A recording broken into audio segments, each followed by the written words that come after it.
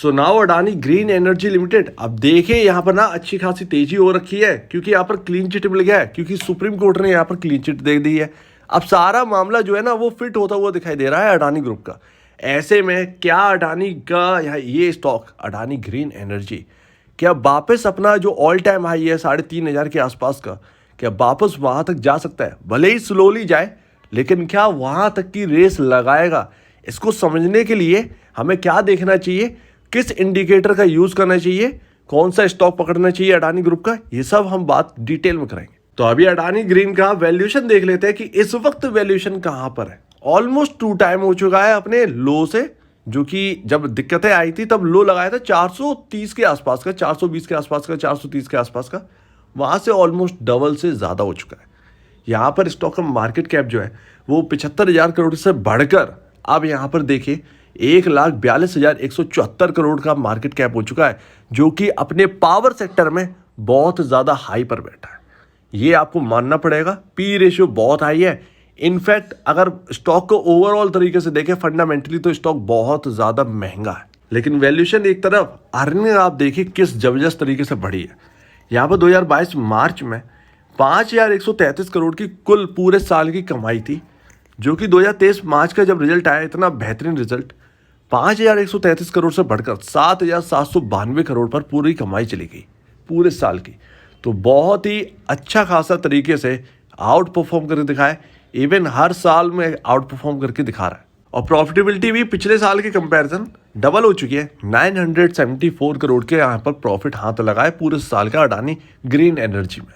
तो इसका मतलब ये है कि फाइनेंशियल में बहुत अच्छा खासा यहाँ पर जो है ना कर रहा है अडानी ग्रीन एनर्जी। प्रॉफिटेबिलिटी देखें तो बहुत सारे पावर स्टॉक्स ऐसे हैं जिनकी प्रॉफिट इतना नहीं है, लेकिन अडानी ग्रीन का प्रॉफिट बहुत जबरदस्त है। तो फाइनेंशियल बहुत अच्छे हैं, लेकिन यहाँ पर पी रेशियो जो एक महंगापन है वो ठीक नहीं है इन्वेस्टर्स के लिए।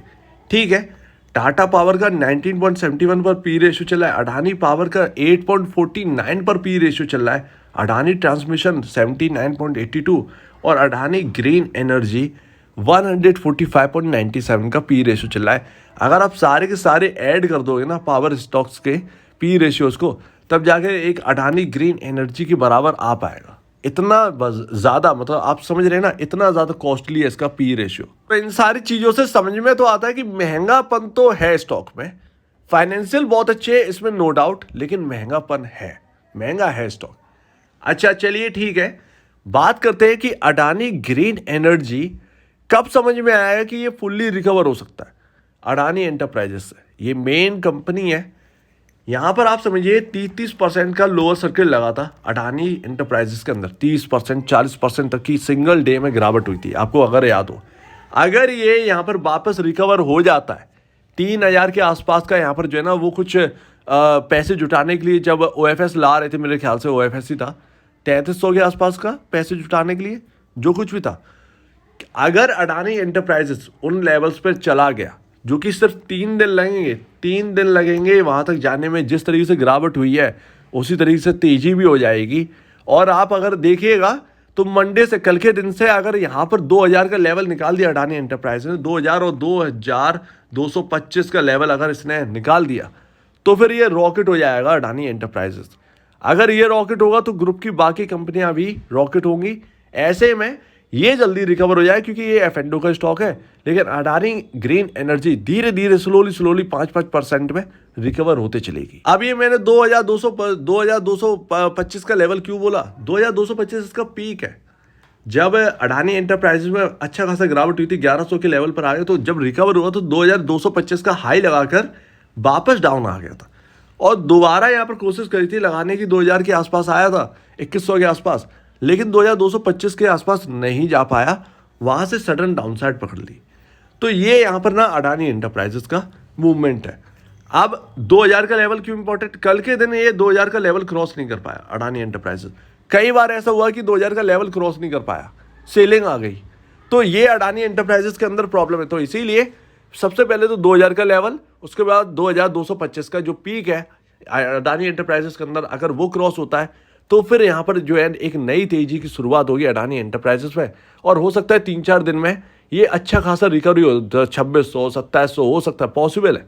F&O का स्टॉक है, अच्छी खासी पोजीशन बन गई तो ये रिकवरी भी हो सकता है। अब देखिए कल मैंने अडानी टोटल गैस के ऊपर बात करी थी, उधर मैंने एक बात की थी और उससे पहले भी मैं बात कर चुका हूँ। जब भी अडानी ग्रुप के ऊपर बात करता हूँ मैं आपसे ये कह रहा हूँ कि फंडामेंटल जब आपको समझ में ना आए, ठीक है, चाहे महंगा हो चाहे सस्ता हो स्टॉक का, छोड़ दीजिए। फंडामेंटल अगर समझ में नहीं आ रहा छोड़ दीजिए, तुरंत ही अपने आप को टेक्निकल पर शिफ्ट करिए। जब फंडामेंटल समझ में नहीं आते तो टेक्निकली सब कुछ होता है, तो टेक्निकल शिफ्ट यहाँ पर हम करते हैं अपने आप को, क्योंकि फंडामेंटल हमको महंगे दिखाई दे रहे हैं।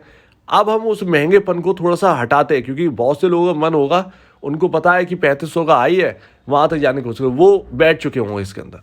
टेक्निकल क्या कहता है? टेक्निकल कहता है आप बीचों बीच के एक रेंज में है। देखिए एक है ये रहा लेवल, ये आपका है 1000 रुपए का, ये एक रेंज है।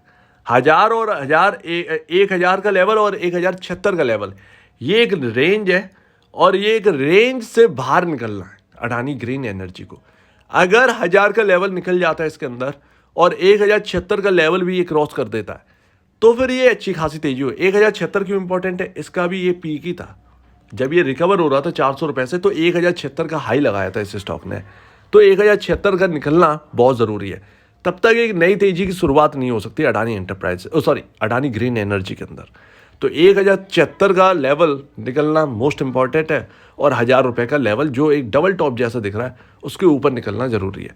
और न्यूज़ ऐसी है, और अगर इस न्यूज़ के अलावा इस न्यूज़ के बाद भी अगर ये स्टॉक्स क्रॉस नहीं कर पा रहे, Adani enterprises, Adani green energy, ये सब अगर क्रॉस नहीं कर पा रहे अपने लेवल्स को, तो फिर दिक्कत की बात है। फिर कहीं ना कहीं मार्केट का इंटरेस्ट जो है वो अडानी से हट चुका है, या तो मार्केट ये समझ चुका है कि हमें फंडामेंटल के हिसाब से चलना चाहिए, या फिर इंटरेस्ट बिल्कुल भी नहीं है अडानी को लेकर।